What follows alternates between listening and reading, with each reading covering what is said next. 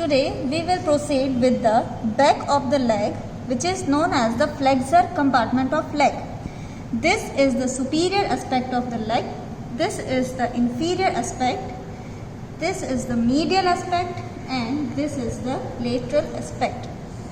So back of the leg we have two sets of the muscle, one superficial set and deep set. In the superficial set we have gastrocnemius muscle, soleus muscle and the plantaris muscle. So here you can see this muscle is the gastrocnemius muscle, which has two heads, the lateral head of gastrocnemius and the medial head of the gastrocnemius. Now we will reflect the gastrocnemius to see the soleus muscle.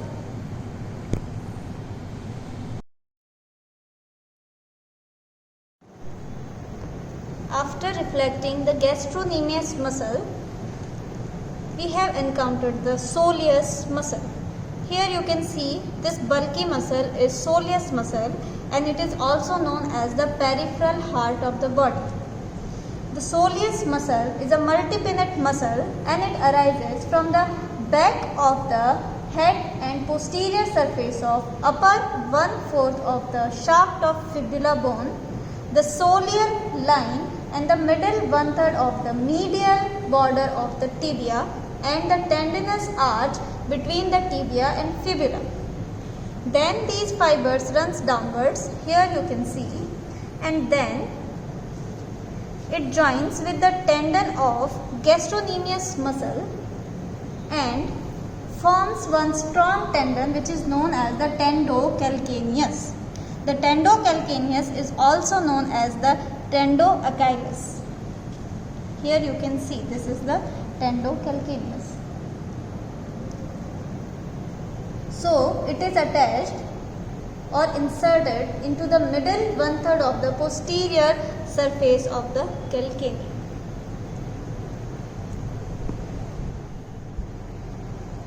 The nerve supply of soleus muscle is tibial nerve and the action of soleus is it is a plantar flexure of the foot at the ankle joint.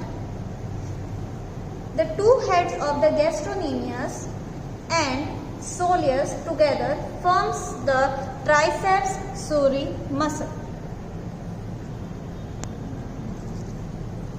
And after removing gastrocnemius and soleus muscle, one small muscle is there which is known as the plantaris muscle. Here you can see this is the tendon of the plantaris. Now we will see the deep group of the muscles of back of leg. In the deep group there are four muscles: popliteus muscle, flexor digitorum longus muscle, flexor hallucis longus muscle and tibialis posterior muscle. Now one by one we will see the muscles. Here this is the flexor digitorum longus muscle. It arises from upper 2/3 of the medial part of posterior surface of tibia below the soleal line and the fascia covering the tibialis posterior muscle. Then the fibers runs downwards, here you can appreciate, and it inserts into the plantar surface of the base of distal phalanges of lateral 4 toes. It is supplied by the tibial nerve and the action of this muscle is plantar flexion of lateral 4 toes and ankle joint.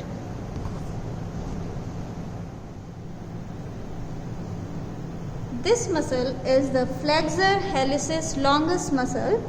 The flexor hallucis longus arises from the lower 3/4 of the posterior surface of shaft of fibula behind the medial crest and the adjoining part of the posterior interosseous membrane.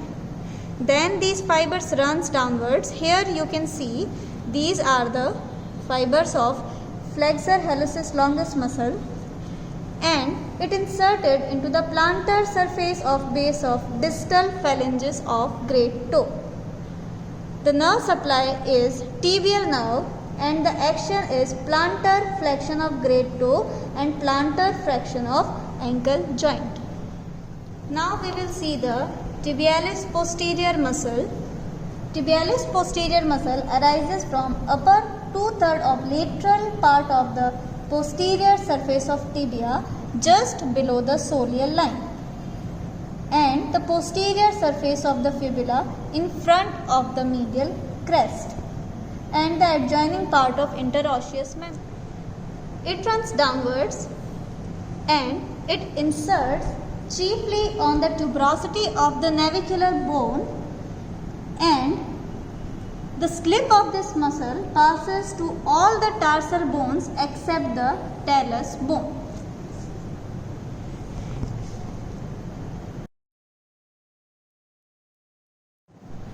The artery of this compartment is posterior tibial artery. It is a branch of popliteal artery. The nerve of this posterior compartment of leg is tibial nerve. Here you can see this is the tibial nerve. Here we will see the flexor retinaculum, which is a thick broad band of the deep fascia on the medial side of the ankle. This part is flexor retinaculum.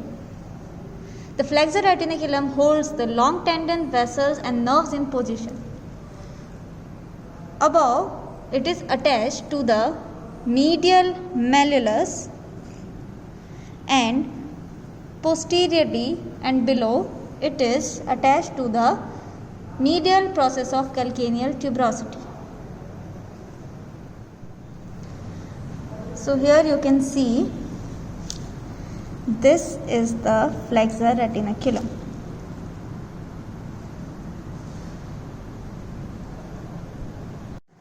So here we have cut and reflected the flexor retinaculum. Now you can see the structure passes beneath this. From medial to lateral, here you can see tendon of tibialis posterior muscle, tendon of flexor digitorum longus muscle. Then you can see here this is the posterior tibial artery. Here you can see nerve, tibial nerve, and most laterally you will find the tendon of flexor helicis longus.